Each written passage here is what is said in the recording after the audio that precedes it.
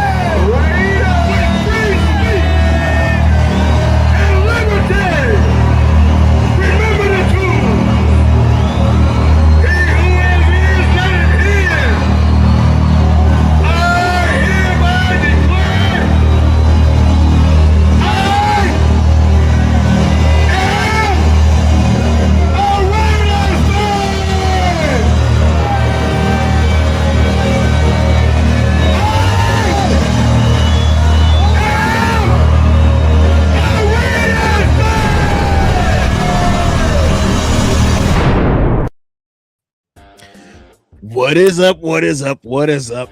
Cage Match Show time. It's Wednesday, and there's not really much news when it comes to the Raiders. But here we are.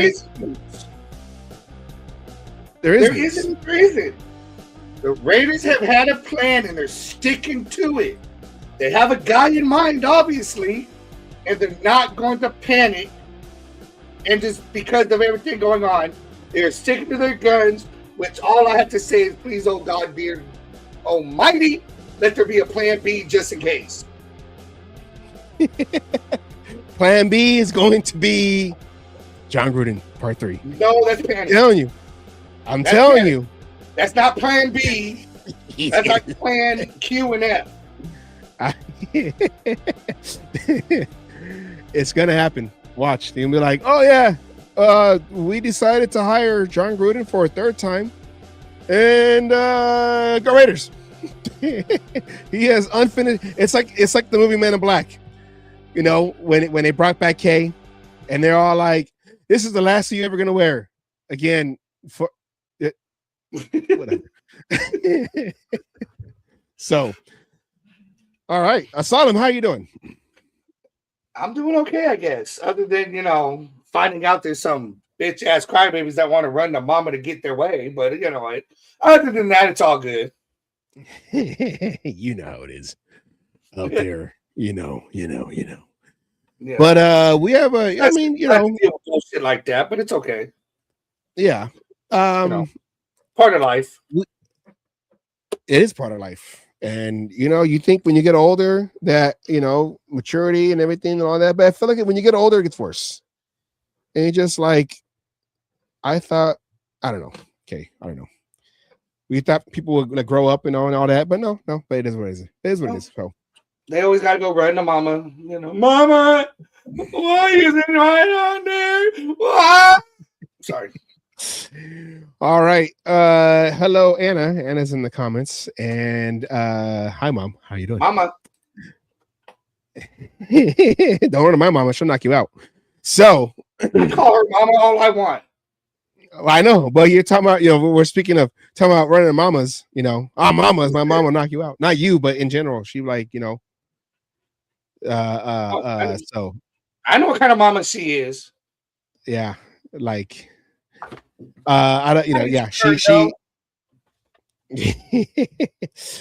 but all right. And my mom says, don't forget to watch the show on Saturday from Ricky's Sports Bar. And that's what we're going to talk about later on in the show. I was going to say, we're not there yet. We will be bringing that up. Thank you for the early reminder. We need it sometimes. All we can do is sit and impatiently wait for something big to happen. Yep. Anna, you know how it is. This is what we do every single year. Waiting and waiting and waiting. No. To see what the Raiders are going to do. Usually we done already got some kind of a idea bullshit happening and we're scared. This is the longest it's been for us waiting on a head coach while all these other coaches are disappearing. These other teams going and doing everything while we're just sitting pat saying, we have a plan. We have a plan. Stick to the plan. You got, what is it, Mark Davis or Brady, right? They're sitting there, hold. I don't know. I feel like right now, if things don't go their way, it's been like friends. Pivot.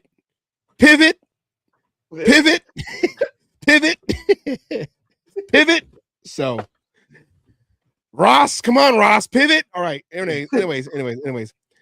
Now we saw two coaches get hired. So two teams come off the carousel, and that just leaves us and the Cardinals. The fact that the Browns got their coach before us, and they got all right. Let's look over here, okay. Let's look at it, okay. Let's look at the coaches so far that have the teams that have changed coaches. Okay, you got Jeff Hafley from the Packers going to the Dolphins. He'll be head coach for the Dolphins. John Harbaugh, of course, after the Ravens, is going to New York to be their head coach. Kevin Stefanski is going to the Browns. I'm sorry, coming from the Browns, going to Atlanta. Robert Saleh from the Niners as DC is going to be head coaching again for the Tennessee Titans. Jesse Minter, who was on our radar, and we were like, it could be between him, Kubiak. So we hear. Consider the source it was coming from, though. Yeah. On YouTube, yeah. But he goes to be the head coach for the Baltimore Ravens, so they're sticking with their defensive, keep the defense strong, and we'll work on the offense eventually. Joe Brady got elevated to go to replace McDermott,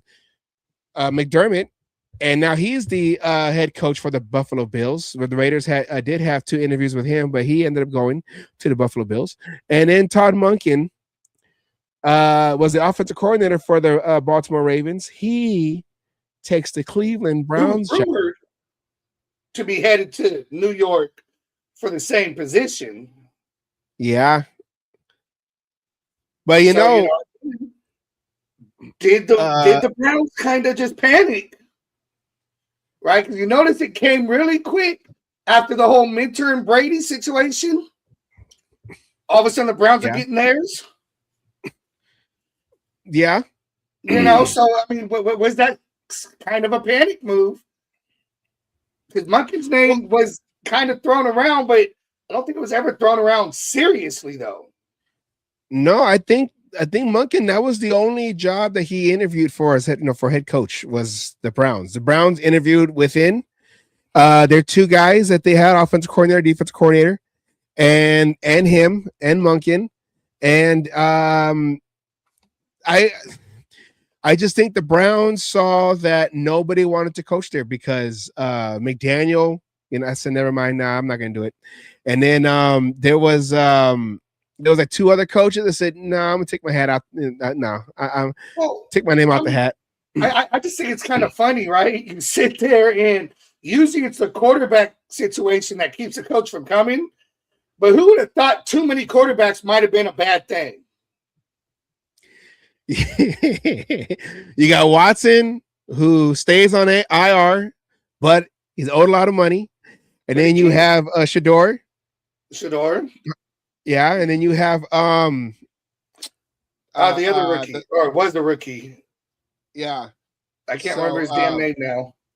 The one they both got drafted like not too far from each other. I'm forgetting his name too right now. But he got benched and they put Shador in there, and then he won a few games. He got his first win against us. Our Pete Carroll Raiders. But again, you know what's going to end up happening there, and I think this is what made it unattractive. Gabriel. That's Dylan Gabriel. There you go. But that's what I think made it unattractive. Because what happens, right? Watson's healthy with that amount of money he's making. Automatic, you have to play him. Yeah. And then depending on what happens there, you might not even like him. Then what's the other thing? You automatically got to play Shador. I mean, I know there's a few people in Raider Nation, we won't say no names, who think he's the fucking, savior of a football team. But in all honesty, I've seen more stories about people not wanting him, not wanting to deal with the stuff that comes with all that. And I mean, so that's a situation at quarterback. You're damned if you do, and you're damned if you don't. Yeah.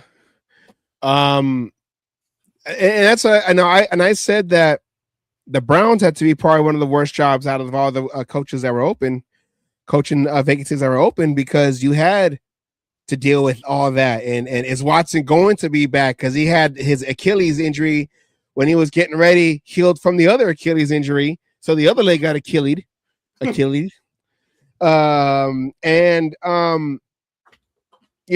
said, that's going to hang over their head, especially because he's the one that's making the most money, guaranteed money, and they're going to force him to play. Is the ownership going to force the coach to play him if he's good to go?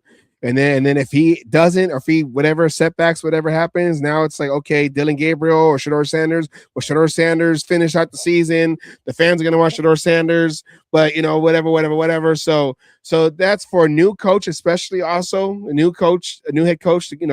First time head coach. You don't get to choose your guy, right? I mean, you're at least 3 years out from choosing your own quarterback.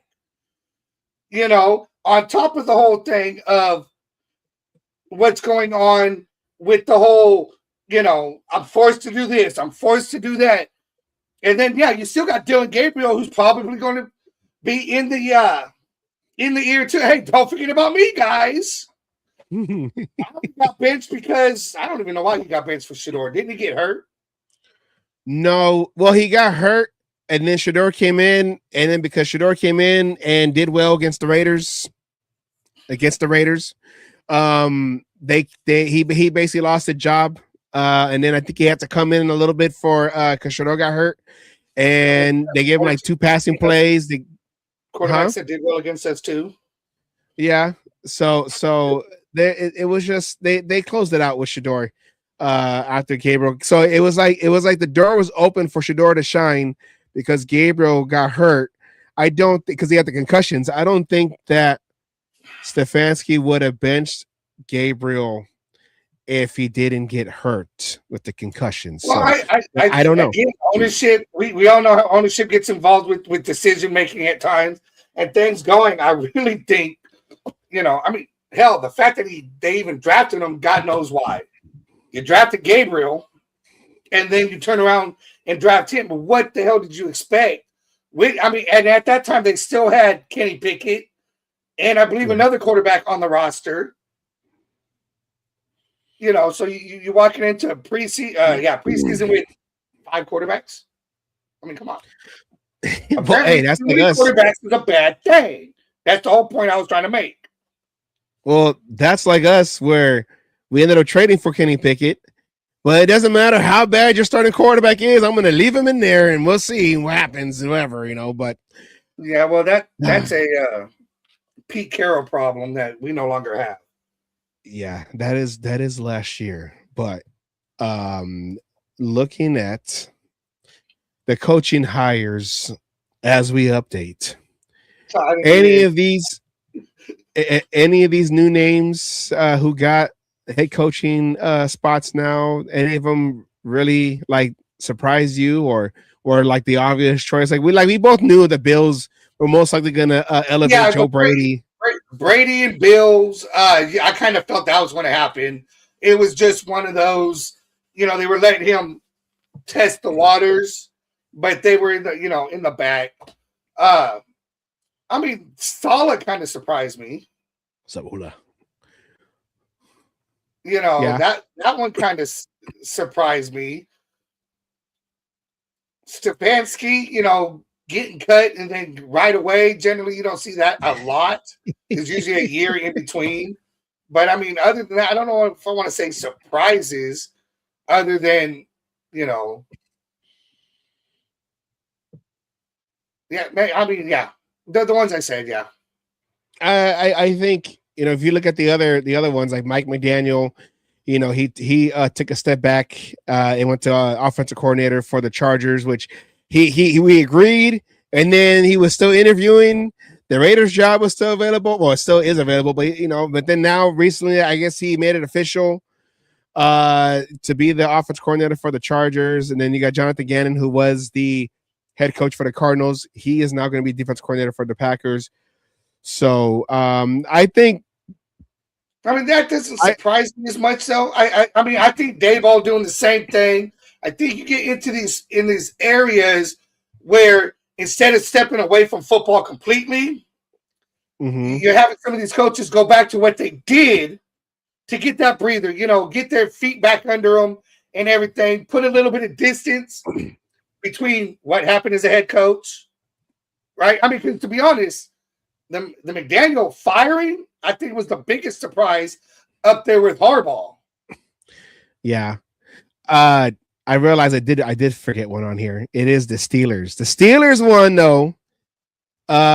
With them hiring former Green Bay Packer coach and Cowboys coach McCarthy. I think I was a little surprised on that one. McCarthy. Going to the Steelers, not so much. I think the Steelers, I mean, think of it, McCarthy, when was being successful, kind of reminds you of the Tomlin type of coach, right? Yeah, but that's not the Steelers' way. They would always just get a new guy, brand new head coach, or first time head coach, and then go from there. So them to get a retread, that's just not Steeler like. So that's how I was all like, oh, okay. Huh? Maybe they didn't want to wait for a Clint Kubiak. They didn't want to take a chance on Davis Webb. Maybe all the big names that they had, the mentors and stuff like that, that they were looking for, were just going too quick. So they went with an old reliable, maybe a 3-year contract kind of a situation, enough to fill the gap until they could, they might be waiting to see what happens with Tomlin too. I don't see him because there's only 2 spots left. He's gonna go coach the Cardinals. Because Tomlin's taking a break. He's taking the year off. They still own his contract, just like if it was a player. So if you wanted Tomlin, you would have to trade. What's I don't even hear McDermott doing any interviews for head coaching jobs. He said he's taking a year off too. Okay. I read an article. Where he said he wants to step away, get everything. Because, I mean, that was another surprise, too. But, step away and start this all over again, probably next year. Next year's Raiders head coach. I'm just joking. Put that juju off there. Whoever we're hiring's getting a chance. 5-year commitment. Yeah, if it's a new guy, first time head coach. All right, now looking at us and the Cardinals, this is like an extreme game of musical chairs, but like a reverse or something. We have the chair. Who's going to take the seat? Davis Webb, Brian Daboll, who right now is with the Titans. And I know he wanted the job. He wanted the head coaching job for the Raiders. But then he ended up taking the OC position with Saleh, for Saleh head coach over there at Tennessee. And then the surprise one right here, Ajito Ivero. Giro Ivero. Now picture this, Kay. I did an interview last night with Ken Thompson, Kay, on Vegas radio, and he goes, "Do you know? It's crazy how like 60-something years later, Mendoza could be our first round draft pick. You know, Latino. Where's number 15? And who was that before? That was Tom Flores' number. So it's just fitting. And I'm thinking, well, what if they go Egidio Ivero? You know, I believe he's Latino with a Latino head coach, Latino quarterback, Jim Plunkett. He has some Latino in him. Hey, okay, La Raza, bring it back. Time out. How well did that work for you with Geno Smith? hold off, just a little bit. You know what? Okay. Like Smokey said, why I gotta bring up old stuff for? Okay, why I gotta bring up old stuff? Okay, you're bringing up even older stuff. Hold on. As a Raider fan who's only seen one Super Bowl, it was a loss against the Buccaneers. I was 2 years removed. I was 2 years born after the last one, the 83 Super Bowl. I studied a lot of the Raider history, and I'm all like, could we be repeating this now? No, I was wrong. What about now? No, I was wrong. What about now? No, I was wrong. I don't know. But, I just think I just hope that the Raiders they just get this right. Just get the coaching situation right. It's the commitment right there, because we've talked about over these years, stability, continuity. We have to give this next coach that. We have to. No ifs, ands, or buts about it. Yeah. So out of this list, though, be somebody young and not a retread like you keep talking about, right? Because they're going to need their time. They need their time to shine, to prove everything. So that's why I'm kind of thinking it's.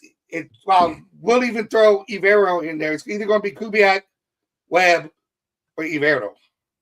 Yes, but Ivero, a defensive mind, and we keep hearing offensive. So. Yes. Let's just hope the pick isn't offensive, if you know what I mean. Offensive. Anyways, we got a special guest inside the studio. But before I introduce the man himself, I want to play a video a long time ago. We did a video. So I'm going to play this video. This is not an intro, but this is going to be his intro.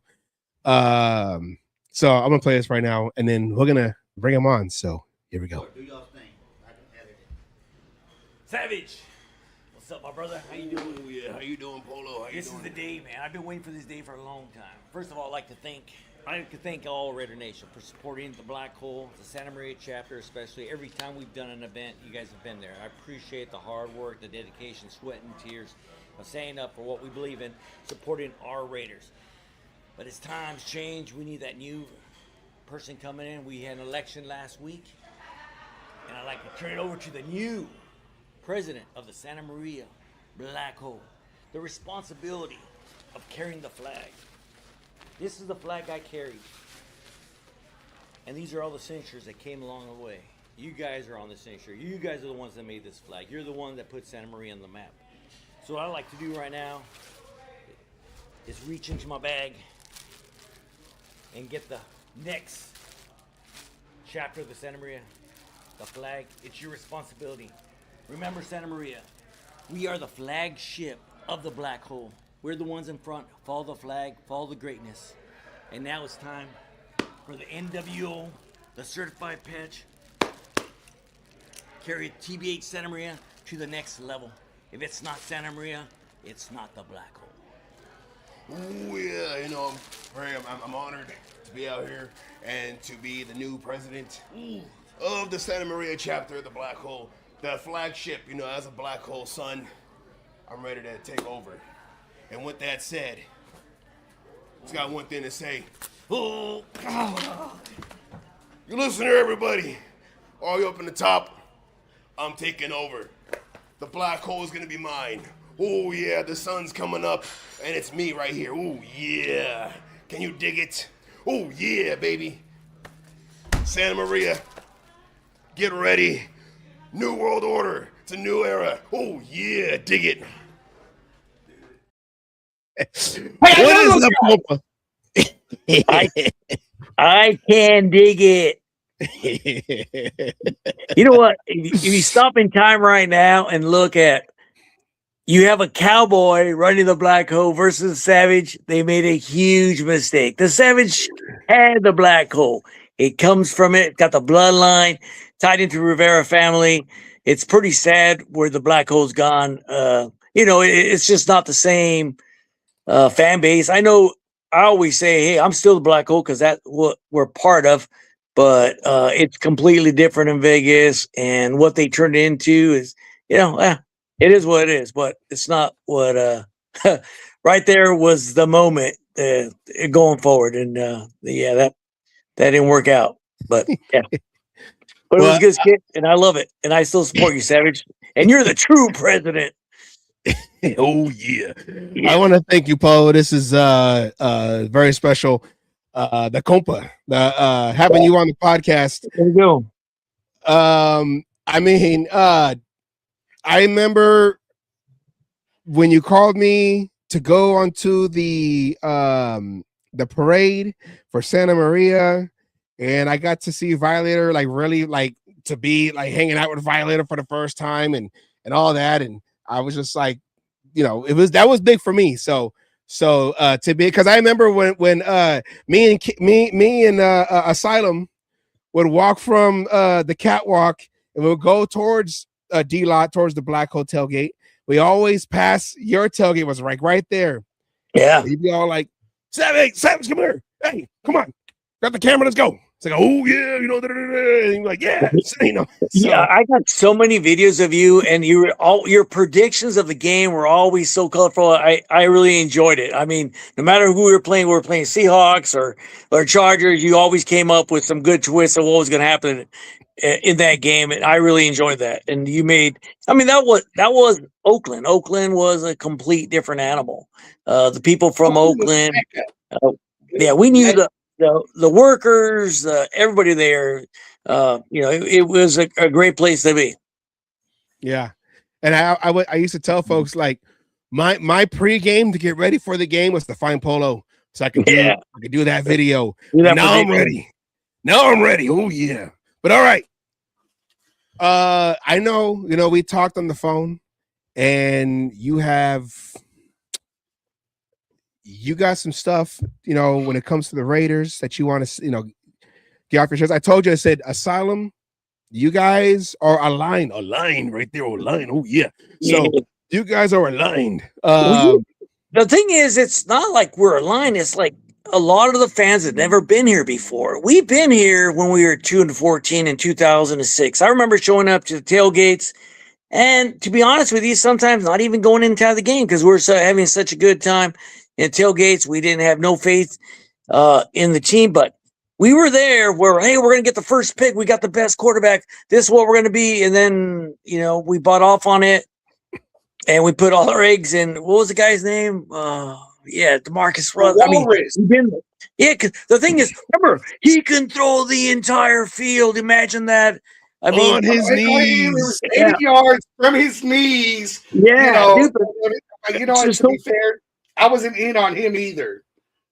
Well, to me, it's like, it's kind of, and I'm going to say this, obviously, I'm from the older crowd, and I appreciate when we had a decent quarterback, but I see all these guys dancing around TikTok, singing Fernando.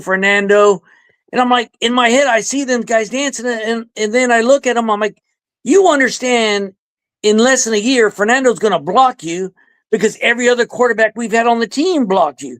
A lot of these guys, they do it. They do it for the clicks. They do it for the the laughter of it. But for the serious fan, the day-to-day fan, that never does us any good. Jumping on that one again. And I look at when we were great. Okay, what do we have when we were great? If you talk to all the players, they'll tell you the recipe of being great. They had great defense, right? Right now we have Well, we have Max. Okay, yeah, we had Max. But back then we had Alzado, we had Townsend, we had Howie, we had Mikel, we yeah. had yeah. But Depends on how far back you want to go, because you go. I mean, but the same thing. And then in the front, you have the same thing. Every quarterback we've had, they weren't great quarterbacks, but what they did have is time, because they had a guy named Otto. You know, you had Killer. You had you had plenty of guys that gave the quarterbacks a lot of time. And then on the defensive side, the guys put so much pressure on the quarterback that the corners, the safeties, and stuff, they didn't have to chase them, because they knew within 2 seconds the quarterback had to release the ball. You know, so when you can put a lot of pressure on a team, that improves your defense, and then at the same time, when you can give your quarterback a lot more time, that changes. So those two things are a must. Is like, you know, when you talk to Lester Hayes will tell you right now, hey man, you got to get some studs in that. You got to get some studs in that front line. So, you know, I like the idea of Mendoza. I like the fact he's a Hispanic heritage. I love that. Just like Plunkett. I love that because we had Tom Flores. Big heads up, you know, Tom Flores. We're doing that big thing for him this weekend. First Hispanic quarterback on the team. So I like that part of it. The downside is when you get a quarterback that's decent, because that's what I'm going to say. He's a decent quarterback. But the fact is that if you can't give him protection, and everybody says, we'll just give him protection. Dude, it's not that easy. If it was that easy, we would have done it. You know, when these guys made fun of Carr, they forgot how hard it is to get a decent quarterback. Not a great quarterback, a decent quarterback. I mean, who have we had decent since Carr left? Silence. There's nothing there. You know, before Carr, he had to go to Gannon, right? Yeah. Back. Before the Gannon was what's his face? Hostetler-ish. Hostetler. Yeah, but that was the thing, is that's where you go. So it's when you have a decent quarterback, after that we never provided a great line. After that, we never provided good defense. So that's the same thing. It's like, hey, the Raiders are in a very tough spot. Because we're got to replace the entire thing again. But here's the thing, and I hope the Raiders are listening to your podcast. Me too. Every pick since Del Rio. Del Rio was actually, to me, is like the last great. Him and Reggie McKenzie were the last great duo that those guys picked are still playing to this day. Most of them, right?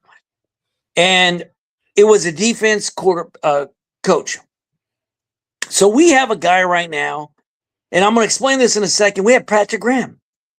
All right, let's go with Patrick Graham. He's been interviewing the last 4 or 5 years with different teams. What I do not like is when they brought in McDummy and they brought in a bunch of Patriots. When they brought in sleepy Pete Biden and they brought in a bunch of Seahags. That's what I don't like. You know, so if you're going to hire a coach, there's got to be a clause. Don't bring anybody with you. I don't want to see any players from another team. You know, this whole Tom Brady owning a piece of the Raiders to me, it drives me nuts, because how much I hate the Patriots and how much Brady sent us off on our back on kind of screwing us up with the Tuck rule. And, you know, that changed our history. So having him as part of the owner, I'm not thrilled about that. Well, you got Grady, the big dude. Yeah. What has he done? Everybody's got to understand one thing. Tom Brady isn't the Tom Brady that was with the Patriots. He had a life change. You imagine being a man and you're paying a guy to coach your wife, and that guy steals your wife. After that, you're not the same man. Tom Brady is broken. His jiu-jitsu coach took his woman from him. He's not the same stud he was when he played for the Patriots. So don't fall for it. He's still a man, and now he went through that. He's a complete different man, because he's got to know every day he paid for that. You know, so that changes a man. So let's just be honest. He's a different guy. Go ahead, Ken. Salem. Oh, sorry. No, I mean, we'll go back to some of the stuff you said earlier. I mean, you're talking about, games are won and lost in the trenches. Correct. And forever, what do we say? Defense wins games. Defense wins championships. Defense wins championships and go, but it comes down to the trenches. Like the names you were saying, protect the quarterback, because on this channel, on here, we believe that this is our quarterback right here. We believe we have somebody, like you said, with the cars, with the guys who could be a good quarterback, but all he needs is an offensive line. Give him a chance, a running game to go with it. Carr, you brought up Carr. When the 1 year he had, or was it 2 years? When he had an offensive line, what did he not have to go with the offensive line? That was a defense. Defense, yeah. So you have Carr doing everything, and all the shit that Carr did that people hate was Carr trying to win football games. Yeah, I agree. Trust me, like, to me, it always pissed me off when I heard the Carr haters. I'm like, you guys are going to eat your words, because without Carr, we're going to be. And without Carr, look what we became. Look what became. What have we become?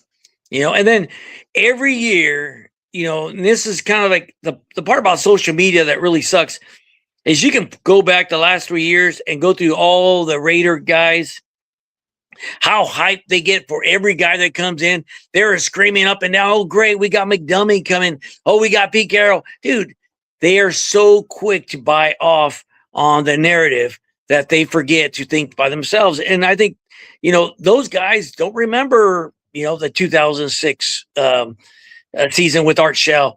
You know what? It was, we had fun. Hey, I had fun back in 2000. I didn't have fun this year. I mean, things have changed. I had fun in 2000s, even though we lost most of the games, we still had fun. It's different now. We're not having the fun because every year at the beginning of the year, and that's part of the Raiders' DNA, if they give you enough to get back in on the bandwagon, but the last all the decisions making that they've been making in the last 3 years is like, dude, even with Pierce, when Pierce and I hired Pierce, I'm like, why didn't they get Graham back then? Or at that point, I really wanted them to bring Eric Bieniemy. At that point, before he went to Washington. I wanted him to come in, and that just didn't happen. But to bring in a rah-rah coach with a very, very thin playbook, with no playbook at all, because really he was always a position coach. It was never a head coach. And that's where we continue running into problems. We get these guys and we give them huge contracts.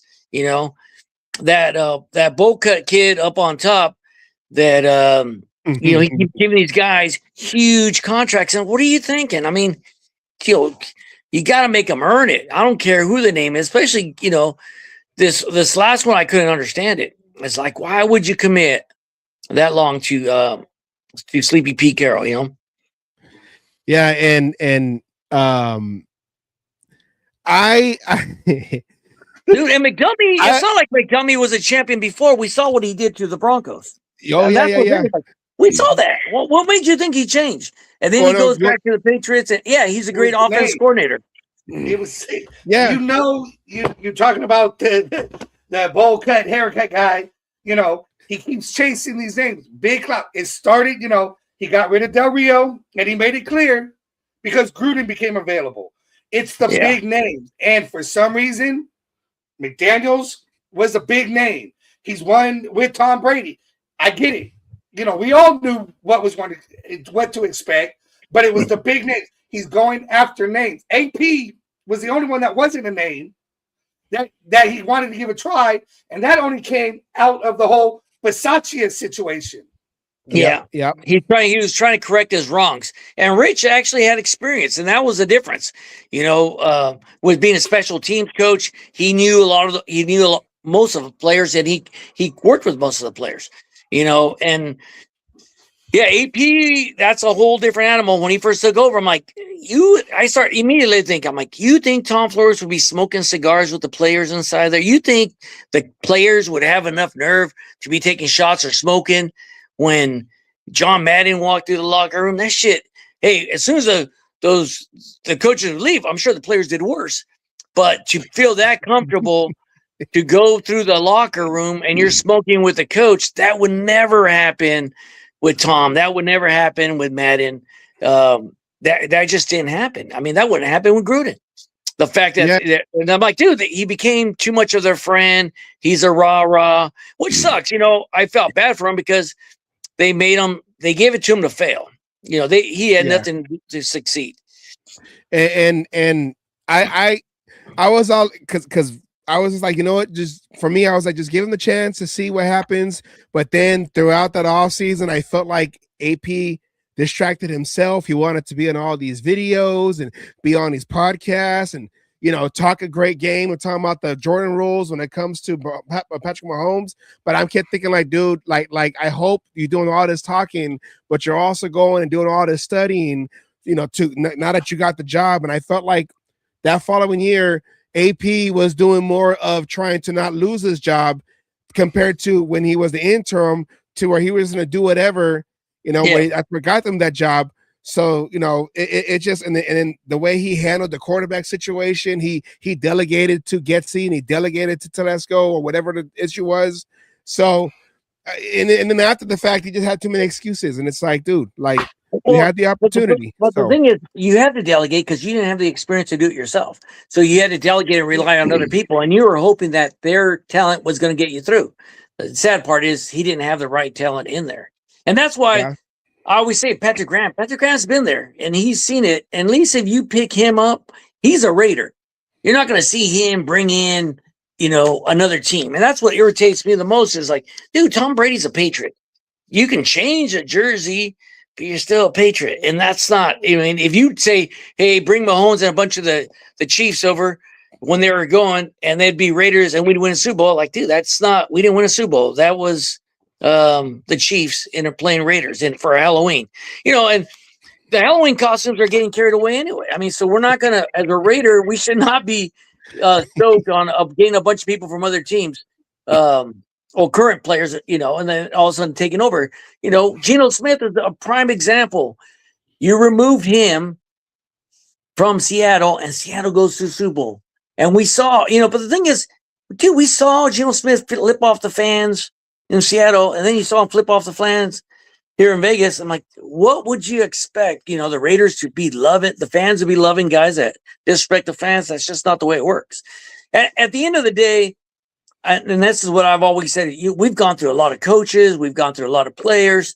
And I always feel like we're the only thing that's consistent for the Raiders, So we should speak up and say, hey, this is kind of what we want. This makes more sense because if anything the Raiders done is prove to us that they can continue to make bad decisions. And I started thinking, well, wow, man, you know what? I seen Wi-Fi Willie make better decisions for the team, or Michael Rentz make better decisions for the teams than the team themselves. So that's where it's hard to understand with that much experience or thinking about it is how they're making such bad decisions. And how come I understand once Cliff Branch died, he's the one that was kind of telling Mark what to do. Marcel Reese went in there next, and he got removed during the McDummy era. And then after that, you had George Atkinson, and obviously he passed away this last year. So there's not an old-time player that's hanging out with Mark, helping him with the decision-making. And it's not the same, So before we used to get, hey, I could tell you what was going on. George, what are they thinking? Oh, this is what they're saying. You'd be able to get the news before you. And of course, you took it as a grain of salt. A player's talking to you, and you're like, okay, that's cool. That that's so the alumni. A lot of them are saying, hey, they hope the Raiders are smart enough to maybe trade down and let's start looking at some good positions because we've done that before with the number one quarterback and it didn't work out well for us. And that's the other thing is like, let's go back in history. How many number one quarterbacks have made it? How many? It's Year very after year. few. Okay. It's very Are we talking about right away, or are we talking about? Yeah, no. Well, I mean, even long term. Because you could go right. Doesn't Plunkett fit in that? Wasn't he the number 1 overall pick, and years later become successful? But how many teams did he go through? That's what I'm saying. Is like, Okay, but the team that drafted him, didn't do anything with him. You know what I mean? So that's what I'm saying. Is like, how many of these number 1 picks that teams draft was, how many times did the Browns get a number 1 draft and throw it away? You know, and that's not the path I want to go. And that's what I'm saying is like, I praise like, hey, I don't have the answer. I don't have all the cards, but the fact is that I hope they make the right decision and they sit down methodically think, hey, if we get this kid, I'm also trading down. I love that idea personally. Yeah. But that's the thing is, because you need that's going to be the quickest way to build a line, your quickest way to beef up your defense. Because you got to draft studs. And that's the thing is you got to be able to do that. And, if anything, the quarterback, it's like the quarterbacks become good quarterbacks. And even the great quarterbacks out of college, they're not that great. And hey, we got to be honest. We saw that the championship with Mendoza, dude. I didn't see anything like I was, wow, that's so cool. You saw once how he changed once they put all that pressure on him. Dude, if you don't think he's going to get pressure on the Raiders, it's going to break that kid. It's just like David Carr when he went to the Texans, and how many times he got sacked? 26 times that year. David was a great quarterback. It played out in front of the state, and I was so happy and proud. I got his autograph around here somewhere in the room. But when he went over there, it ruined him, and they didn't do anything with it. So if that's what you want to do is to pick a kid and ruin his career, then hey, welcome to the Raiders. But if you want to win championships, you want to get back to where we need to be, then you're going to have to sit back and make that, and here's the problem is there's so much Raider fans that are all, oh, Mendoza's going to be the guy. And dude, I hope Mendoza does great. I wish nothing bad on him. I just don't think we're the team that's ready to protect a young quarterback. Now, here's the other thing that we can do. And this is going to be what should be done. Hey, draft Mendoza, great. Sit him on the bench and don't put him in until we have everything ready. But if you do that, you're going to remember, NFL is a business. The NFL, the fans are going to be so pissed off. Put Mendoza in. We need to start selling Mendoza jerseys, and they're going to end up putting them in. And so it's not like they're going to be able to hang him back. Because that's what happened with Jamarcus Russell. Yeah, because the fans cannot stand. They want a championship right now. And that's what I'm saying. To get a championship right now, you're going to have to trade down and then build a team and then go with a decent quarterback. If you want to go with Mendoza, hey, you're going to have to draft him, sit him on the bench until we have a team that can support that kid. Even Brady's talked about that on how it's changed in the NFL where a rookie quarterback would sit behind somebody for a year or two. You got to remember, Patrick Mahomes sat for a year before he got in. He got to learn it going, and it's rare that you're going to find a quarterback to come in and be successful right away, let alone take it into year 2 or 3 and go. Once there's tape on them, it changes everything. Yeah, but let's be honest. We can't even. The reason we can't do that is because the coach, whoever it is, has got to win now. Because at the end of the year, he's going to get fired if he doesn't win. So he doesn't care. He'll take a chance and say, hey, "I'm going to put this kid in and ruin him." But the fact is, that's why I'm saying you need to change the culture, and that's why I believe Patrick. I'm Team Patrick Graham. Keep a guy that's been with the Raiders, that has the culture. And can do things. The only thing I kind of regret all year that kind of ticked me off is the Chip Kelly situation. Because when he left, his interview saying he never got to run his schemes. So I feel like we got cheated. It's like, did we see any of his work? Because during the preseason, it looked like he was doing some shit. And then that changed. So was it him changing or was it Sleepy Pete Carroll that micromanaged? Pete Carroll actually later on, because we went on our show, we went back and forth on it a little bit, and Pete Carroll came out in one of his interviews and basically said he had his hands in the offense. Now, I take that as it wasn't just that one game; it was over the whole time. So Pete Carroll he let Chip Kelly go so far, but then would interfere with whatever. No. I don't want to pass the ball here.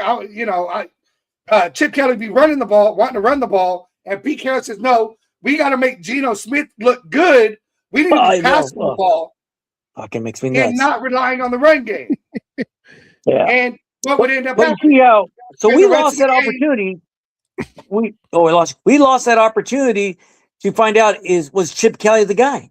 So that's one thing, because I always say, like, was this the guy or not the guy? And that's what with Patrick Graham, I know how he does I already know what he does when he's not controlled by a head coach. We've seen that. And that coverage 2 thing, sometimes he has to do that, but he has to understand, just like the fans, is like, dude, we need to do some more pressure. The offensive side, my biggest beef with it is we don't call enough motion plays, that we're always so predictable. And that was McDummy. We saw a little bit more this year, but I mean, we had we had no line the entire season, so you couldn't do much. I mean, that was the pressure coming out, which, Well, the offensive line, the Brandon Carroll, the other Carroll, was screwing that up, and then more stories were coming out that he wasn't really even into detail, because me and Asylum would try to break down the offensive line moving around, and just like with Getsy, I'm like, I don't understand what the philosophy is with this offensive line. They look lost. The fundamentals of offensive linemen, and you would think, okay, well, these guys have been playing offensive line, playing football for all their lives since Pop Warner. Yeah, the fundamentals. Yeah, that's where I remember talking to Mike D. Chill about this. Like, we're like, dude, these guys played line since they were in elementary school. How in the hell do they not be able to block? Yeah. And here's the other thing that's really stuck with me about the offensive line. When we got rated the worst offensive line, right? And then we had picks from round 2 and 3, right? That sat on the bench. I'm like, okay, if the guys we picked, the rookies we picked last year, if they can't even play on the worst offensive line, that means our picks that we did suck. So, it was either put them in. You can't even say that because Pete Carroll refused to put them in the game, said they weren't ready, and by the time they actually got into the game, due to injury, they outplayed all the veterans. Yeah, and I agree right there, but that's what I'm saying is, like, if he wasn't, and the other thing with Pete Carroll, Sleepy Pete, remember when that one game Geno Smith got hurt, I'm like, dude, sit his ass down, put somebody else in there, and he put him back in. And that was my last straw right there. I'm like, dude, I'm done with Sleepy Pete Carroll. He's gone. And when I call him Sleepy Pete Biden, dude, that guy didn't even know he was a damn coach. It irritated me is seeing him out there and how he tricked the Raiders into giving him money and then playing like shit.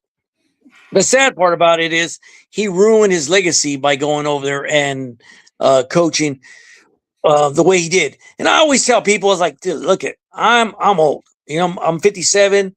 I just retired December 29th. It was my last day of work. I'm done. But I say, it's like, when's the last time I came up with a new way of fighting fire? I haven't came up with a new tactic because I'm old, right? When did Sleepy Pete come up with a different tactic? He hasn't. He forgot more than he even knew. Towards the end of your career, that's just the way life is. They're slow.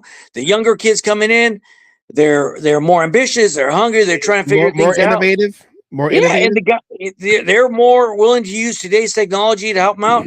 Where I'm like, hey, I'm going to get on the edge of the fire and just start cutting line and put it out, and that it worked for me. It's safe for me. No one's ever died. I don't want to take any risks towards the end of my career. The younger cats will be like, oh, no, we can do this. Now we do that. I'm like, oh, okay, well, it sounds kind of risky to me, but let's give it a shot. But the fact is, I wasn't coming up with any new ideas, and that's what happens as you get older. Your ideas, you're going to come up with ideas that work. And once you feel safe, that's pretty much it.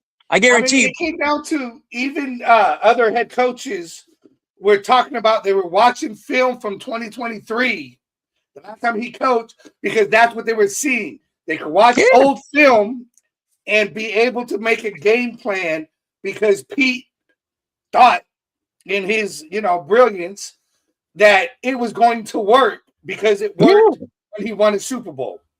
Exactly. That's the fact and that's why hiring an old coach doesn't work. You know what I mean? And I'm for, hey, you know what? Do we bring in but what I would like to do is a young coach with no baggage, and you in the clause, don't bring anybody from your team. I don't want to see anybody wearing if he's professional, a college guy is completely different. But that's what I'm saying. It's like, let's go with Graham. Let's give him a shot. And obviously that's my dream. Just like Eric Bieniemy was my dream at one point. And, we'll see what happens. But the fact is that if you keep doing the same thing and expect something different, that's the definition of insanity. And that's what we've been doing. We're bringing a coach from a team. They bring their guys over and we lose. And that's what, let's hire within. Let's put the brakes on and say, we're Raiders. We have a great experienced coach in Graham, and let's give it to him.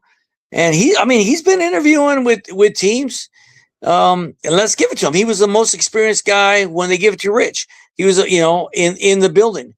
Definitely most experienced when they give it to Pierce. So why not give it to Graham and go from there? Because the fact is, at least you're promoting within. And when you promote within, just like anything else, it's better for work because you understand the culture, you understand what's been happening, what's been right, what's been wrong, and you want to go forward. Yeah, and we talked about that too, like, because bring up Patrick Graham and elevate Rob Leonard to be defensive coordinator, the defensive line coach, because he was getting a lot of traction going into last season to be a defensive coordinator to other teams, and I understand, because if with Patrick Graham, if he was to take over as head coach, he knows the players, so he's not going to try to fit a whole new system to players that don't fit that system. And I said that last night on the radio. I said, either give me a brand new coach that never been coached, head coaching for, who can mold his style with these players. Don't give me some old, I don't want to say old guy. Don't give me a retread that I won it this way in 2000, whatever. I can still win it again this way. So I'm going to force these players into this box, and I'm going to make them work. But that's not how it works. That's not how it goes. So, that's a lot of these coaches that we brought in. They try to force their old philosophy to these players, like you said, like McDaniels. He tried to change the way Winfro did his routes because he didn't like the way that he would improvise. Oh my God, improvise his. When he would do his cuts. He wants to do it this way. And Carr, you can't make audibles. You're gonna do the play call I give you. It's like that's not how it goes. John Madden said a long time ago, if you give these players time, the freedom to do what they do, they can make things happen. Don't have them try to be like robots out there. Hey, remember back in John Madden's day, Stabler called the plays. He was on the field calling the plays. You have to give your quarterback a chance to audible, change things based on what he sees. Yeah. You show that. I got a picture back from the Super Bowl with John Madden and Ken Stabler, autographed by both of them. Yeah, that's it right there. That's it right there with their both the two rings. Yeah, so that was the funny thing about that, because when you talk about Madden, and I know you brought up the Santa Maria parade when he went down there. The last year we were there, Madden and Tom Flores were actually going to be on the float together in Santa Maria. And then it got canceled. A lot of people don't know that, but John Madden, obviously, he coached in San Luis Obispo, which San Luis Obispo, Cal Poly, they played their practice field was at Rigetti High School in Santa Maria. So his wife is from Santa Maria. so that his family they're still there. So we were able to get a hold of Matt in and say, hey, you want to come down to the Santa Maria Parade? And I told him it was going to be with Coach Flores, and they agreed. And it was all set. They were going to be the dual grand marshals. And that would have been probably the cool. And after that, he passed away. And that ended that. And we never got Coach back up there. After they threw a coup on Savage. Yeah. The chapter down in Santa Maria. Yeah. Yeah, that was. We want to do a whole story just on that. We need throw them daggers at them haters that are out there right now. We need to destroy them. Well, speaking of, we do have this big event for Tom Flores. Where all of Raider Nation and you mentioned Miss Virginia Madden. She will be at Ricky's Sports Lounge. Yes, they reopened Ricky's after Ricky Ricardo, the original family. He was a second generation owner, passed away a few years back. It's reopened. I'm bringing the channel out there to do like a behind the scenes live broadcast of Ricky's, while the main broadcast where Tom Flores, and that'll tie into our show. Our broadcast where Tom Flores will talk to all the fans in his own words, and then the players from each location will be able to give a quick little message back to Tom Flores. He is, later in his 80s. So this is one thing that, Paula, who put all this together? It's a lot of people. You got to get Anita Barnes is a big one, obviously with Phil Handy and Ken. Julio, myself. There's a lot of people, the Flores family. So kind of behind the scenes, last year Phil called me up and goes, hey, we want to go do we're gonna go interview Coach. And so I called Mark, the twin. And so as Tom got, obviously I'm from Sanger. I'm from Tom's hometown. So I've known Tom since I was a little kid. He's done stuff for our town. Everybody in town knows him. It's not like I'm special. It's like we met him in our high school. He knows everybody. And that's just the way Coach has always been.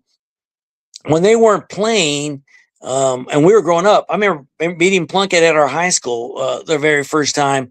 Those guys would come play basketball against our teachers and raise money. And that's what Tom would do with a lot of his players.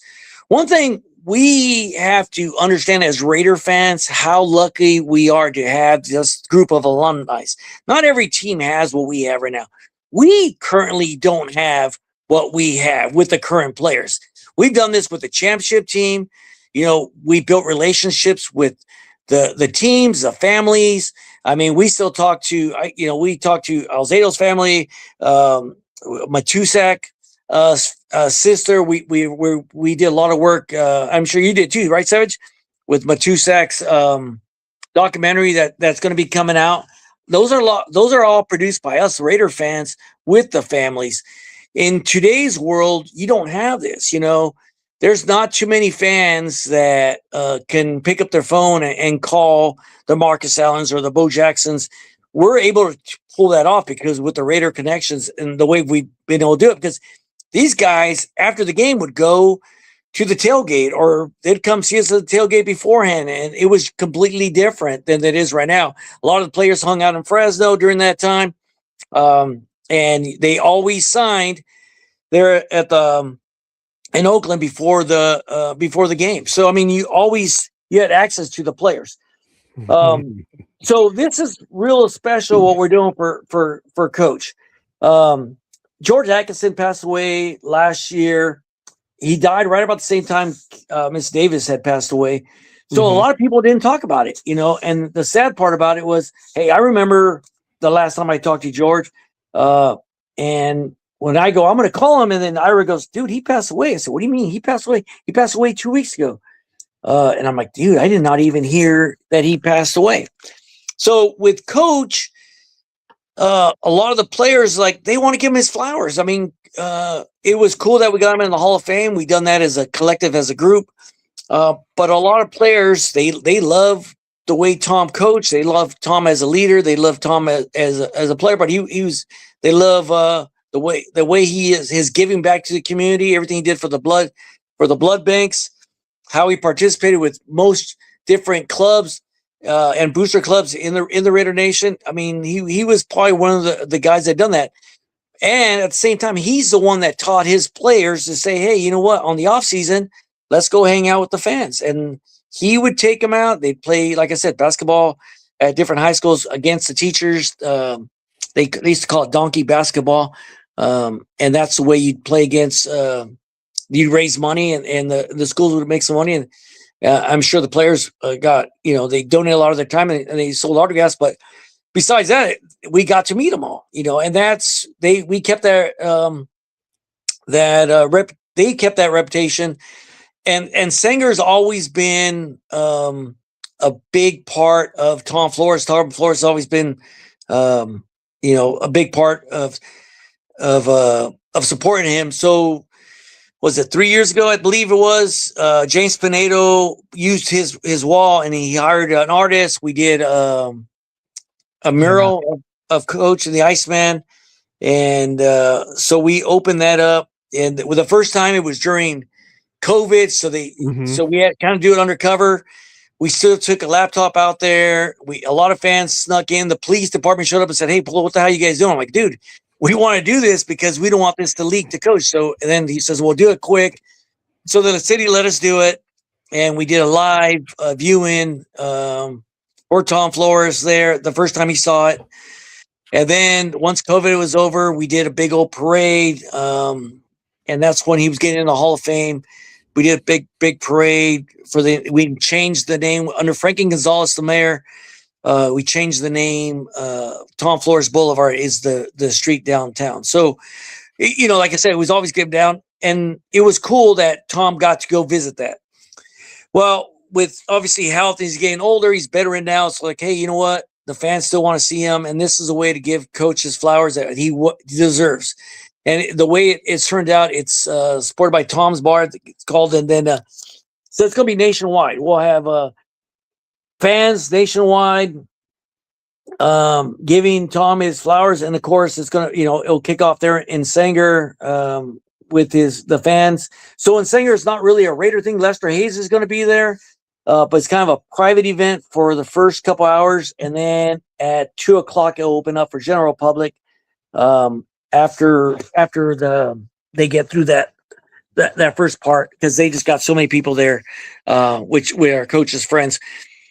But everywhere else, it's open to public. We got from Phoenix to Denver to San Diego, Indian Empire, Olar, and IE Booster Clubs again together by SoFi Stadium, Porterville, Sacramento, obviously there, Oakland Ricky's bar.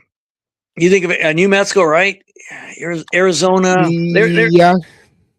They're all over the place. And the cool part about the what I like is even when you're not getting players, man, you're getting like Mrs. Madden's going to be there, Mrs. Tatum's going to be there. You're getting people that are tied to this this era, our era of champions. We're the lucky ones. We're the ones that got to see the Super Bowl champion. Today's fan hasn't seen that, and that's why it's different. And I think we look at it because we saw how they won it, and the recipe's right there. And yes, things change, but the recipe's still the same. It's like, hey, you got to be able to block, give your quarterback time. You got to be able to put pressure so your safeties and stuff don't get burned on the outside. It's a simple game that's turned really complex, but college and pro NFL football are two different animals. The speed, Lester Hayes was telling me the other day, he goes, he got sacked 4 times and he didn't look good, but there's a difference between getting sacked on Saturday and getting sacked on Sunday. Those are two completely different sacks, and it makes complete sense. It's like, hey, getting hit on, if you got your bell rung on Saturday, imagine what that thing's going to be on Sunday. Sunday you're going to get demolished. And we saw that with Carr. We saw him get hurt, and we saw him come back. But those injuries, they scare a man. I mean, I got it's you'll get scared and not play the same. And his car had fear in him, dude. He got sacked on a Sunday. That's completely different than getting sacked on Saturday. So I understand it. Yeah, I saw him. You talk about that Carr that 2016 MVP, but after he broke his leg against the Colts in that Christmas Eve game, it was just different because them and ghosts. what was it, a year or two later, he breaks his vertebrae in his back. Yeah. And then is rushed in. I mean, you start hearing footsteps as a quarterback. You start hearing those footsteps, and that leg break was at a point in the game that there was no reason for him to even be in the game. But that's the thing is that you got to remember, and that's what I always look at is Carr, Cooper, Mack. Those are the first guys that got us to buy jerseys again. You know what I mean? So on the business side, because besides that, we're always wearing these. We're always wearing long, Chris and Jackson. Hello. But we always wore the old jerseys. You know what I mean? It was Carr that got us to wear, got us to buy jerseys again. It was very, I remember going to away games and why do you guys always wear the old jerseys? Well, shit, that's the guys. Those are the guys that won us championships. But it was Carr, Cooper, Mack that got us. Crabtree. Those guys are the ones that got us to buy jerseys again. You didn't have a Jeff George number 3 jersey. No. Or Ooh, no. No, I was gonna say, that's a good point because you didn't really see too many of the current Raiders from like 95 up until when Carr got drafted in 2014. You didn't let me start over. Not 95. So after the Gruden Gannon years, okay, because I had a Lincoln Kennedy jersey. We all had Tim Brown jerseys. Yeah. But after when they all retired, no one had a Kerry Collins number 5 jersey. Nobody had a Aaron Brooks number 2 jersey.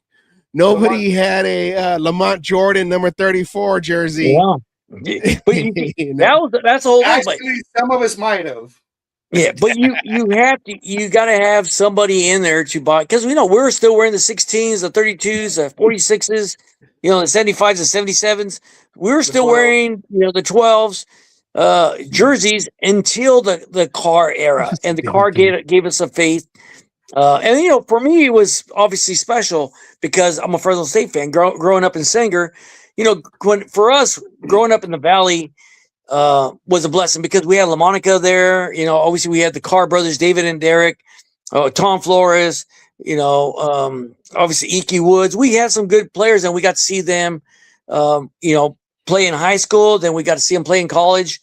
So that was kind of, it's cool when you see your own college quarterback go to your favorite team, which has got to be rare. It's like, hey, we got our Fresno State boy to play for the Raiders.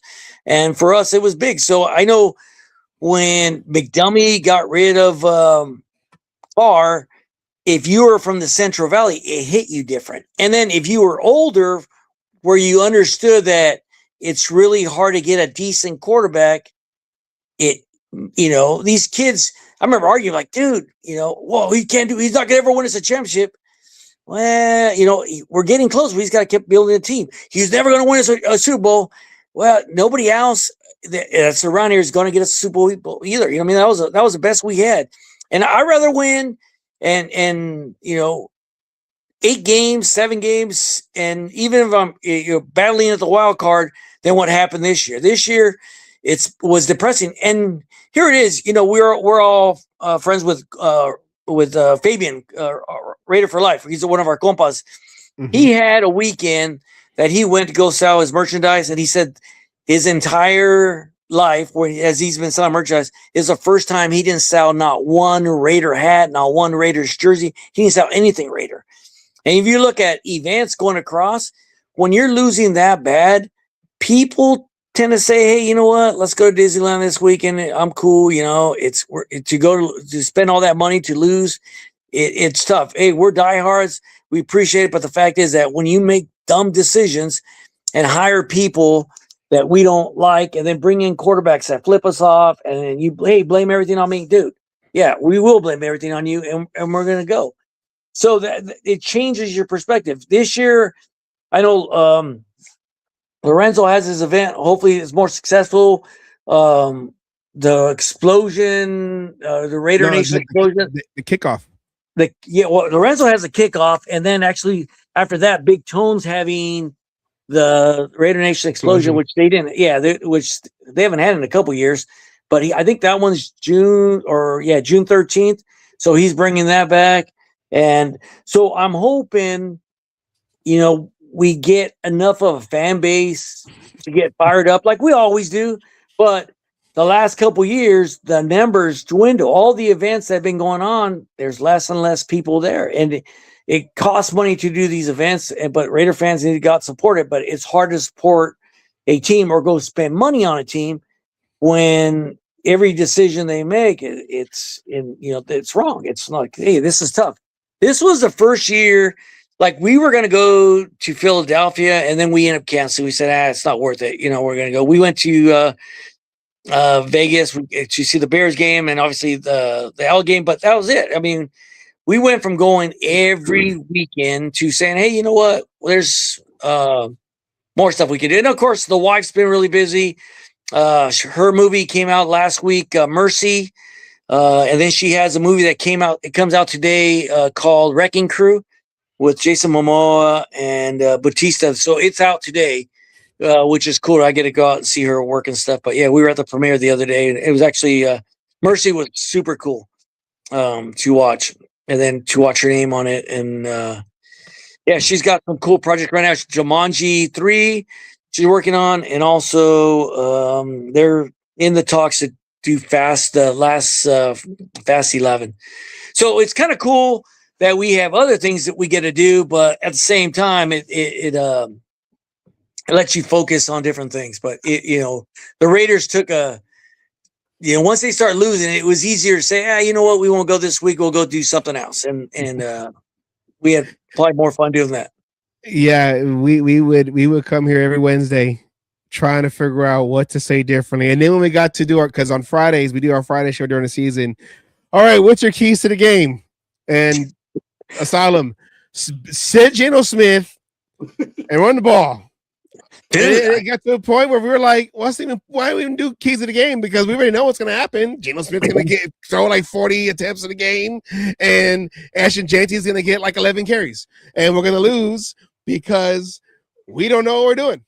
And you ruin guys, because you look at Jeanty, I'm like, how much did we ruin that kid's confidence? I mean, he had some great breakouts, but dude, what was he? He wouldn't even touch the ball before he was getting sacked, and that does a lot. And who knows, how many, those hits add up. We used to look at Renfro, and all of a sudden, Renfro's gone because of all the injuries and stuff. And when you get a kid like that, he's taking a lot of hits and unnecessary hits.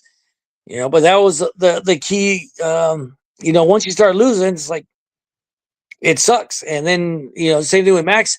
So even the guys you have, Bowers, the guys that are good, that are studs, is how much hits that they take this year that they shouldn't have took.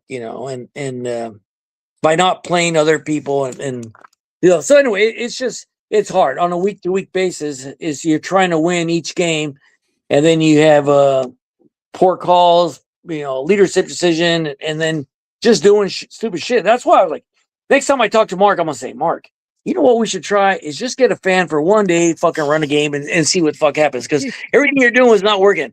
Give it to somebody else. You tried everything else. Let's go do it. Hurt. Yeah, that's the thing. Like, it can't hurt, but that's what I'm saying. Is like Patrick Graham, hey, let's give him a shot. Let's get behind him and let's build a team. Let's not let's start we gotta bring out a hammer and your construction bag and let's start constructing something. We're not making instant pudding. You're not gonna be able to fix anything. You got to give it to guys, because all we're doing is bringing these guys. They're there for a year. We knew they were the wrong guy that you hired. We screamed at the beginning. Those are not the guys to bring, and then you get rid of them a year later. So you got to bring in someone that we're gonna commit to and say, okay, it's going to be very hard to do worse than what we just did. Not say that it can't happen, but it should not happen. What if you mentioned Wi-Fi Willie earlier. He put out a video talking about that the Raiders had a candidate interview and they didn't say the name, and he keeps bringing up John Gruden. What did they say? We're gonna go part 3, Chucky part 3. Dude, the crazy part about John Gruden, the only reason that makes sense is like, hey, we're already paying him anyway. Have him do his fucking job. We're paying him already. I mean, we're actually saving money by doing that. We'll say, okay, bro, you're paid up for the year. Get your ass in there to do it. The only thing about Gruden coming back, not that I think he'd be dude. Every time you see Gruden, he's wearing an LV hat. I don't know if you've seen that. Lately, he's always been with that LV hat. What I would like about Gruden is the first go around. They asked what's his face to come in as a quarterback coach for Carr, and Gannon turned it down. So to me, that's why I've always been pissed off at Gannon. It's like, dude, they brought in Gannon. You see him, he would always be the first one to bitch about the Raiders and what they should do. And he wasn't a big Carr fan, but they asked him to come in to coach him, and he said no. So what I would hope, if they do go with that Mendoza route, is you do bring in a Carr as a quarterback coach to help him out to go through that transitions. And I think he would be, someone that would, he has all the records and a good quarterback, good mind, and went through a hell of a lot of different schemes, a lot of different coaches, and he would be good for a young quarterback to bring him back in. They're going to have to bring him back in to retire him anyway as a Raider. So that would be something I could see doing. But yeah, Gannon, bringing in Chucky, besides saving money on him, I'm not, that's not, when they brought him in the first time, it wasn't, I was a big Del Rio fan. Of course, Chucky's great history, but a part 3, wow. That's going to be crazy. Complete the trilogy. No. Now you might as well call it Star Wars because we're at the Death Star, right? That's the way it goes. Yeah. Asylum, anything? No, I've just been letting him go. So that I would say going, and he's just repeating a lot of what we've said. No, yeah. I think, that's the whole thing is we're coming from the same era where, hey, I'm never there to build, I've never tried to knock down the team. Even Geno Smith is like, dude, I would say get rid of him, but you wouldn't see a post that said, oh, this guy's garbage. I'm going to start harassing him. I'm fucking taking a puppet to go make fun of Mahomes. Dude, we're not part of the game. We're the fans. When we cross that line of cheering for the fans, when we become the story, maybe we're not doing the right thing at that point. But it's cool for your clicks, hey, that's awesome. You went viral, but there's a lot of stupid people that go viral every day. It's like, I thought that was a bad idea. I said it on the show. I thought that was going to come back. The whole puppet thing was going to come back to bite us. Because the fact is that you're already putting back karma out there. And going while everyone else is jumping on. I've been trying to be that voice of reason on a lot of things and stop going. Again, when you're making ESPN and shit like that, because you got a player in trouble at training camp. Funny, who's a rookie, by the way, didn't understand what was going on, and then you go and put 15 posts out there proud about it. What are you really doing? And then try to turn around and sell it, and then try to make try to sell the puppet. I can make more puppets for everybody. Yeah. Yeah, dude, to me, that's just the Vegas has changed and not only the Vegas. I think a lot of the Facebook, the TikToks, the social media, because people are starting to look like, hey, I'm going to do this. I'm like, dude, it's cool to be, to support your team, and that's what I'm saying. Is like, and that's the difference is when we got to built relationships with our Raiders, with the guys that are, the alumni, the championship alumni. And this is why you don't build relationships with players today, because the first time they slip up, you're in there slamming them on social media. Oh, they suck, blah blah, harassing them. And then I remember them getting oh, Carr blocked me. I'm like, dude, that's something you're not proud of. Carr's a Christian man. You know what I mean? He blocked you. He blocked you because you're harassing the shit out of him. You know, the Raiders we were always, as the fans, anti-bullying, and we always run these campaigns with kids. And here we do it on social media. That's what you're doing. You're bullying the fucking players. It's like, dude, I mean, it's people's children. I mean, it's you know, everyone they wants don't. their 50 minutes of fame, and they don't care how they get it when it comes to social media. Yeah, which is a sad part. I mean, I'm glad we didn't have to deal with it with kids, because you got to remember is as you get older, and you know, I had a conversation. Well, you're old as fuck. Yeah, I'm old. But the fact is that at least I have the experience, and when I'm making decisions, I'm basing those on a lot of experience.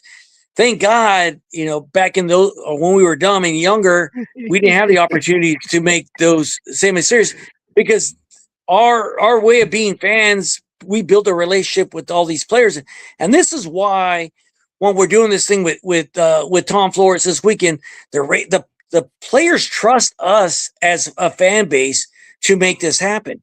I mean, the players don't need the fan base. They could all get on a Zoom call and call coach, but they know how important the fan base was to their generation, and they still love us and trust us enough to participate.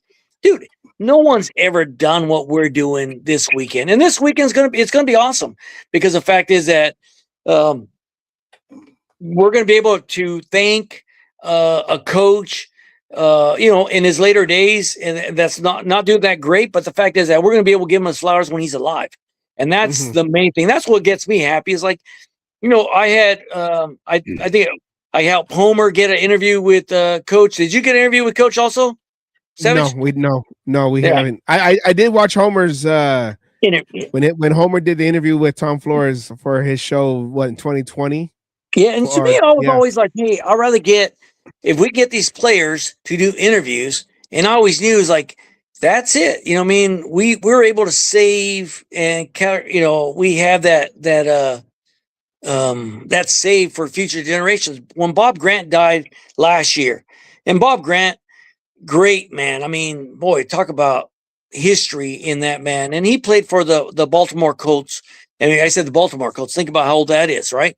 And he played against the Raiders, and but he had love for football, and we did so much with that guy for not being a Raider fan, and he did so much with us, and he put us within. He ran the Retired Players of Congress, or Retired Player Congress, and so that gave us access to every retired player in the NFL. And there's, as a fan, to build that trust with that era of football players is awesome. But you know, the guys that are getting blocked, you're not building those relationships with those players. You're building your clicks and your social media, but you're never going to have what I think it is to be a fan. Is like, hey, you build a relationship with the fans, and that's where I've always considered myself lucky and fortunate that I can pick up my phone and talk to those guys. I was talking to Lester Hayes last night for about 45 minutes. My wife looks at me and just always shakes her head, because he always says, I got some secret stuff to let you know. And he tells you. But the cool thing is, you hear it, but I'm not posting it on social media. I got a cool video. Tom called me for my birthday. And when he called, I told my wife, it's Tom Flores. Hit record, but I want to be able to save this. He called me and wished me happy birthday. And I'm glad I did, because that's the type of, you know, I'm a kid from Sanger, and Tom Flores is calling me on my birthday. That's super cool. I mean, I love that, you know. The video I liked, though, was when he gave you the handoff of the ring. Yeah. And, you know, I still look at Tom Flores, took it all the way back to his quarterback years. He gave you the handoff. You know what? It was funny, because that story, I remember I talked to Claudia's sister, Monica. I said, hey, I'm going to ask your sister to marry me. What do you think? And she says, I would take her to the beach and do it romantic. I'm like, she's a Raider fan. I'm thinking about taking her, go do it with a Raider, Tom Flores. Why would you do that? That's kind of stupid, blah, blah, blah, blah. I'm like, oof. And I'm like already committed, because I had talked to Coach, and then Claudia, at that point, Santa Maria Black Hole was doing a picture with the League of Bandits. We did a special picture for Coach. They couldn't go out and sign because of obviously COVID. So I go, hey. So I told Claudia, I said, hey, we're going to go over there and run a commercial. And we got there, and Claudia goes, I'll stay in the car. And I'm like, no, babe, you're going to go inside. She goes, no. I don't want to. I go, come on, let's go. And trust me, it's during COVID. So, hey, we're spraying our bottom of our feet, our Lysol, we're putting a mask. The last thing you want to do is take something into your coach, right? So we got tested 5 times that week. And it was like really, I did it more strict because that's the last thing I want to do. I know all his kids, and the last thing I want one of his sons, Mark, say, Paulie, you came over to the house and you gave my dad COVID. I'm like, dude, no, so I took obviously a ton of precautions, and Coach was there. We bought some flowers for his wife. And when I got there, he gave me his hand because the plan was for me to give him the ring. So I passed it off to him, and it was cool. We did a quick interview.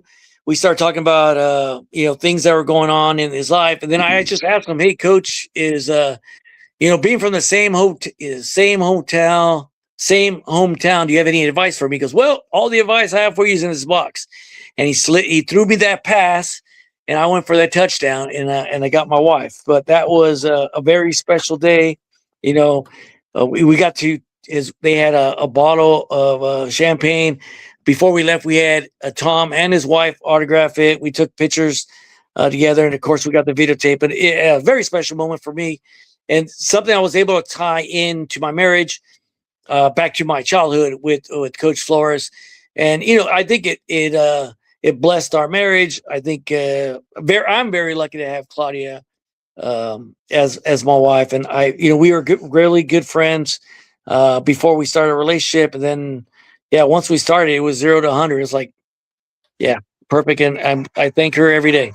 I'm still with her. Tom Flores won Super Bowl 15, got a ring. Super Bowl 18, got a ring. And Polo's wedding with Claudia, they got a ring. Got a ring. That was it. Championship pedigree. See, bring Tom Flores back. He it doesn't matter what era, he's going to get you a ring, okay? That's how that goes. I got a special guest coming up on Saturday. I got Coach Klein. Remember Coach Klein? No. You don't remember Coach Klein? Oh, okay. I got you. Coach Klein. Get your manhood back. Yeah. Coach Klein, Fonzie. the water boy, right? The water boy. Hey. Fonzie. Yeah, so I'm going to be with Coach Klein on Saturday, and we're going to do a special. Remember, a lot of people don't remember is Fonzie and Coach Klein. They're Kansas City fans, and you're like, okay, well, Coach was a Kansas City coach when they won a Super Bowl, so that ties in to the Tom Flores thing. But it was like when we went to Tom's house, and I told Tom, I go, man, Coach, your legacy's secure. The next coach that takes a Super Bowl is in 2nd grade right now. And he looked at me and started laughing. He goes, yeah, and I'm looking now. I'm like, well, that kid's playing 6th grade now. It's going to be a long time coming because we keep making those same mistakes.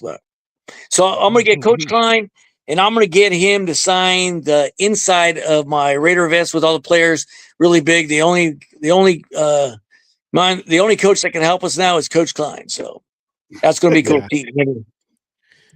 Yeah, well, one more time, because we're gonna start landing right now. Because I gotta start getting all this equipment tested and everything for this big event. Because and I'm gonna be honest, I was kind of, I'm like, you only gonna give us a month to really try to pull this off. I still gotta go to Ricky's and try to ask him, hey, can we, whatever. And then Paulo, you call me like, hey, you know what's going on 31st? I said, no, you don't know what's going on 31st. We're gonna honor Tom Flores, and I'm gonna get you this and this and this. You got to do it. And then when I saw the list, and I saw right here, Raymond Chester, Gary Weaver, John Kingdon. He was a late coming in. John Kingdon's also. I saw him be calling him up like, hey, can you want to be on the show? He goes, oh yeah, let's go. But right here, the ladies of the 70s. This is what I'm more. Dude, you're so, that's why I always say you're so lucky, and Raider Nation should be paying attention of what we're doing. First of all, everybody's got to understand is like every player is donating their time. No player is getting paid. Nobody's getting paid. We're all coming together to put this together for Tom Flores. So Yeah. if you're in an area, and trust me, we called so many people. We're still calling people right now to try to get people up in Washington, and Darlene with Wrecking Crews helping out with that. So that's what I'm saying. It's just not one person running this. We're trying to get a video from Reese. I'm waiting on a video from Paul Rodriguez. Who else? Melon Ace, Sendog. Everybody's putting in La Bamba. Yeah. Oh yeah, I haven't heard that in a long time. We will have Lou Diamond Phillips also on Saturday. So we're going to see him, Keith Sutherland. We're going to be with a lot of people this weekend, and hopefully we'll be able to get there. But the main thing is just to look at Coach and say thank you. You know, thank you for everything you've done. Thank you for giving us the Super Bowls. Thank you for being the human that you become, and thank you for allowing your players or introducing your players to us, because I don't think we would have had that relationship with these players without Tom Flores, because he's the one that brought them to us when we were kids, and that's how we grew up. And if you haven't been to Sanger, put it on your map, go check out the high school stadium. It's called Tom Flores Stadium. Downtown, you got Tom Flores Boulevard. You got the mural Tom Flores. Almost every shop you go to the barbershops, Gomez Barbershop, you'll see memorabilia of Tom Flores. The library's got stuff of Tom Flores. He's definitely Sanger's son, and we're proud to have him as a son. And he's done a great job mentoring us. And remember, we're the second generation, because he was friends with our fathers, and then was cool with our kids. Every time I run into Tom, he'd always ask me, "Hey, how's your cousin Tito doing?" And my cousin Tito's a stud. He played football. He's a Marine, but he always asked because it was Tito, James Pinedo, Jimmy Conley, Alex Campos. Who else am I missing out of that group? But those guys were all talented football players. They could have all went into football in college and rights, but those guys all became Marines. And George Galvan became a Navy SEAL, but those guys became Marines. Carlos Perez also. They all became Marines and they left, but they won the NYL championship in Sanger, and it was 1984. So the National League Championship, those guys were the studs. Those are the guys we looked up to. And Tom remembered those guys. And every time he see, "Hey, how's your cousin Tito doing? How's your cousin Tito doing?" And I remember calling my cousin Tito. I'm like, "Dude, when's the last time you seen Tom Flores?" He goes, "Oh, back when I was a kid." I go, "Every time I see him, he always asks how you're doing." And I go, "You know what? The thing kills me is he always says Tito. He never says Polo." So, of course, we're at his house one time, and I bring up the story. And he kind of smirked at me. He goes, "Okay, Polo, how's your cousin Tito doing?" And to me, it's always been a crack up, because that's kind of guy. He has a great sense of humor, great memory, knows everything, very sharp, great human being. I love Tom Flores. Yes, and I can't wait till this weekend so we can honor him and meet all the people that's going to be at Ricky's, especially the legends that have passed on, but their wives are there to represent them. So that's something special, and I'm glad that no other gatherings will have something like that. So Savage, what I'm hoping comes out of this is every location has special players coming that we haven't seen for a long time. So I'm telling every host, "Hey guys, this is your chance right now. Get their information and let's make it so we can invite them to different events and they'll show up." Because, having John Madden's wife talk or Tatum's wife talk and give us a quick story, Karen Matusak, they can give us a story of their relative or their husbands, of what they did for the Raiders when their husband. But there's going to be a lot of players that we haven't seen for a long time, and a lot of guys sign. Derek Ramsey, there's players that just don't go out and sign anymore because they weren't McAfee. There's guys that you hardly ever see.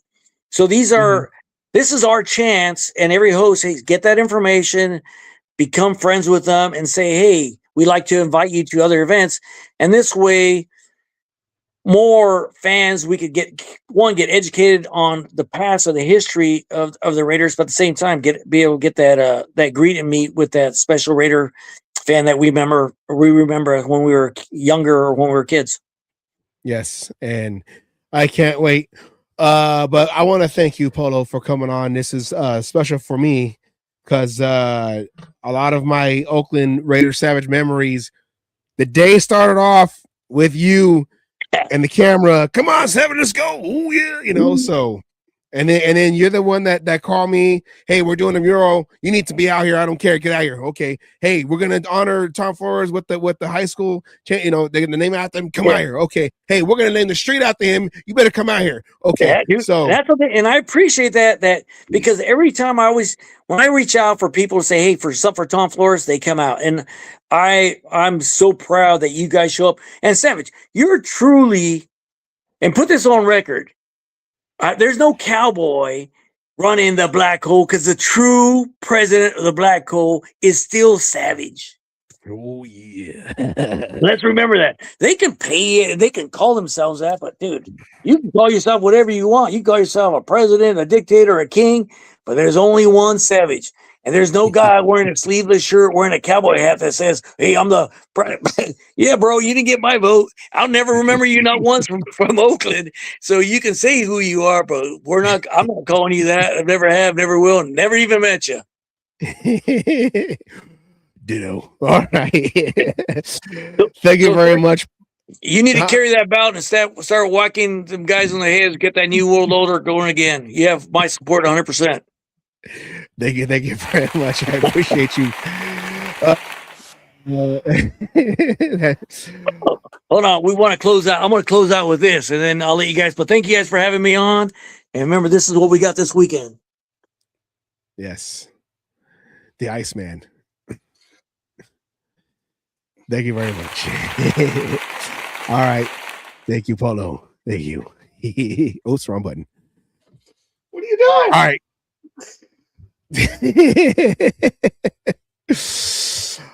All right.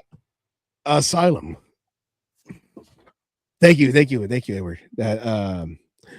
Polo has done a lot. When it comes to bringing the fans to what's on this all over. Polo's done a lot to bringing the players to the fans and the fans to the players down there in Santa Maria. And he was gonna have me, and he called me too. Goes, I got something for you. I'm gonna have you sitting there right in between Tom Flores and John Madden on the float, and I was fired up for it. And unfortunately, that was when John Madden passed away at the end of that year. Yeah, so, but I had to get, this is Apollo is very close with Tom Flores, and like I said, I mentioned when he had Tom Flores helping with his proposal to his now wife. That was amazing. I love that personally. Yeah. Anytime you get something like that to happen, I'm sorry, that's like the best. Yeah, fuck the beach, everything else. That was iconic. Yeah. I mean, I took Jessica. Our first date was Ricky, so full circle right now. I don't know, but I'm all like, this is what's gonna happen. Okay, I'm gonna show you the life. We're gonna start off with Ricky's. We'll start slow, baby steps, Ricky's, and then the original Ricky's with they had all the memorabilia and everything out there. But yeah.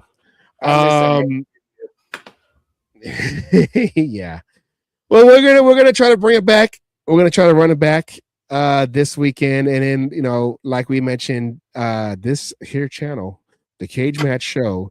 I will be running the stream, the behind the scenes. I have a mob boss and Raider Man are gonna help me host that because I gotta run the computer. So they're gonna help me host that. We're gonna hear the oath. The oath was gonna come. The oath. So it's gonna be a big deal. And we're gonna try to get all the interviews with all these legends. Let me go through them again. I really want to talk to Raymond Chester, because Raymond Chester, a long time ago, my dad played music at the Hilton during the original. I call them the OBH years, the original Black Hole, the OBH years. And Raymond Chester would always hang out with Jack Tatum. They always go to the Hilton Lounge together, so they're always hanging out together. And then a few times, Raymond Chester would go up on stage and start playing with his harmonica. You know, he had his harmonica, you know, in his back pocket, and he's up there playing with my dad and the band, you know, on the harmonica. And me as a 10, 11, 12-year-old, I'm hanging out at Ricky's on a Friday night, you know, at the bar. I'm not even old enough to drink, but I'm sitting at the bar with my Sprite, sitting next to Run Jones. You know, he got his 3 rings on, and he got like some young 20-something-year-old on him, you know, and he's like in his 70s, just, hey, you know, what's going on? I'm Run Jones, and he'd be like trying to get the sparkle, you know, from the 3 ring, or I think he had the 4, because I think he had number 2 the AFC Championship game where we lost to the AFC Championship game, you know, the AFL ring of Super Bowl 2, not the Super Bowl ring, but the AFL ring. He had that one, so he would show it off, and this was my childhood, and to see Raymond Chester again, that would be cool. So I want to try to interview him, but you know, Mrs. Madden, Mrs. Tatum, Mrs. Bradshaw, Mrs. And we have also Mrs. Hubbard. So we're gonna have Marv Hubbard's wife, and then Sue Weaver. She's married to Gary Weaver. They'll both be there. She's also helping out a lot when it comes to. We'll see her on Friday when it comes to getting Ricky's ready. But I'm excited. I'm excited more because I'm gonna try some new things when it comes to all this technology stuff. But it's a you know, great opportunity to meet a lot of these legends, and even the wives. This is going to be the closest thing you're going to get to John Madden by you know, meeting his better half and Jack Tatum. The stories that they could tell that, you know, the men wouldn't tell could be amazing there. I'm sorry. It's just, I love all the dirt. Yes. And you know, when we would be at the Hilton, you know, my mom would be like, hey, come sit next to Run Jones. And I'm over here, you know, like I said, I'm 11, 12 years old, and he's, you know, this older dude, you know, because you know, you remember Run Jones running on the side, running on the field. He was the water boy for the Raiders for like forever, since the 60s, since like 1960, or when, you know, Al Davis took over in 63. So my mom like introduce all them, because she will talk to them, you know, first, because they'd be asking, oh, you know, what's going on? What's this event? My mom would be like, kind of like, oh yeah, you know, we do this, we do that, and then, hey, come over here, meet my son. So yeah, it's gonna be fun, and I can't wait to share that with everyone. So make sure, and I'm gonna start around 11:30 Pacific time. So you know, that's it's gonna be fun. It's gonna be fun, and I just want to give you know, thanks to my girlfriend. She's been organizing a lot, and my boss has been organizing a lot, and Sue Weaver, you know, she's been she's gonna come and help us decorate, so because she did an event over there recently, so it's gonna be great. And then of course, you know, none of this would have happened. Asylum's the one that introduced us to Julio, who is helping run all this. So that was the path that came around. So we're going to be covering That's this. what I do. I just introduce people.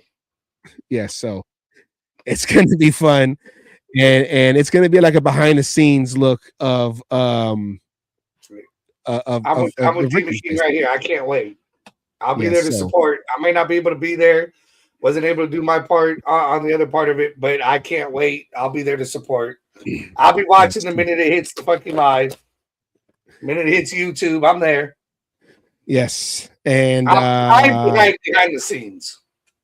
Yes.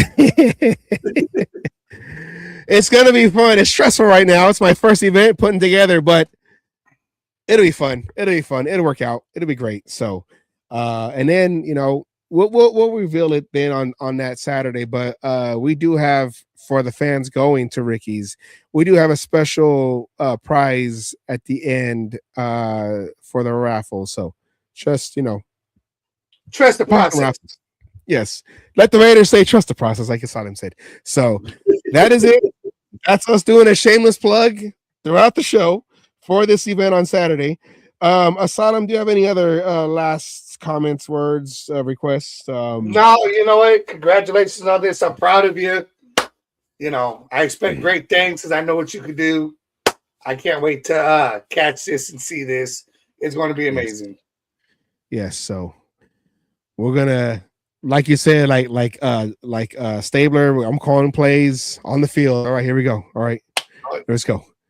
Let's go. I can't wait. Saturday can't get here soon enough. Yes, so you're going to be live on. Yes, Vincent. Yes, it'll be on our channel. Yes, You can catch it here on the Cage Match. Yes, and you and we're gonna bring in when Tom Flores is gonna go live in all the different bars, but I will have that feed going into our stream, so you'll get to hear what Tom Flores has to say, and then with our our guests that we're gonna have, what they're gonna respond back to Tom Flores. So it's gonna be great. I'm not nervous yet, but I'll be fine. Wait till game day. It's that game day. You know, like we got a big game coming up. That's that kind of nerves. You know, like okay. And then once that stream now button hits and it actually starts streaming, I'll be fine. So I'm ready. All right, that is our show. We want to thank Polo for coming on and giving us the history of Raider history, Tom Flores history, singer history, and all of that. So I will see you guys, you'll see me on Saturday if you come into the Cage Match Show on YouTube.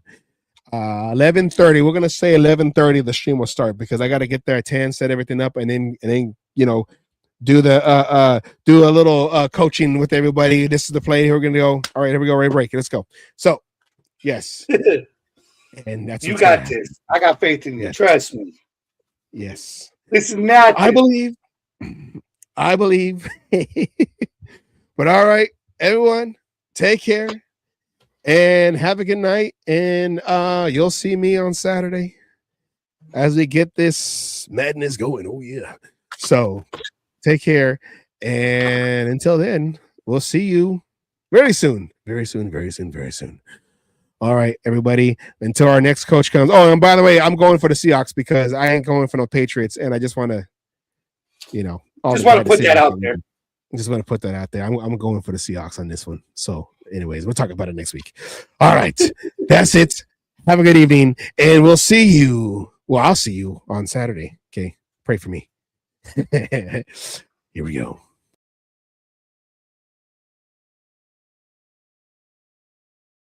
All you other NFL teams, your tailgates are weak. Your teams are weak. We might be down right now, but it doesn't take away the history. And all you Raiders out there need to know your fucking history of who the fuck you playing for and where the fuck you're playing. Damn it. Oh, and by the way, I won my last cage fight. Again, I'm still undefeated.